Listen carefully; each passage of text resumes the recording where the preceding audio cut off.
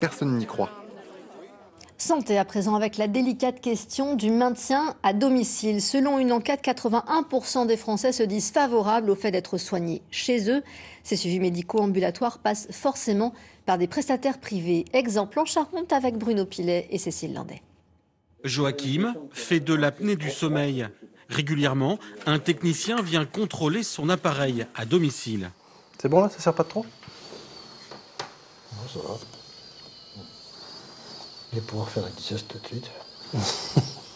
Quand parfois l'appareil fonctionne mal, j'ai eu un appareil qui s'est arrêté de fonctionner, on m'en a remis un autre, mais après il y a tout un réglage à faire, et donc on a le technicien qui vient plusieurs fois, mais il suffit de téléphoner, dire ça va pas, et puis on l'a pratiquement dans la journée, si ce n'est au plus tard le lendemain. Hein. C'est ce que l'on appelle la santé à domicile. La société Elivi participe à cette démarche.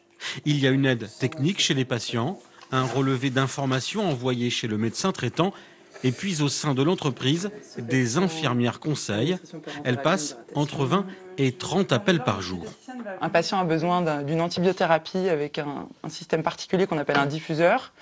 On va déjà donc mettre le matériel adapté à la prescription, le bon matériel. On va contacter une infirmière libérale si le patient n'en a pas de connu. De son secteur. On va faire le lien avec sa pharmacie de ville. Ici, pas de gestes médicaux.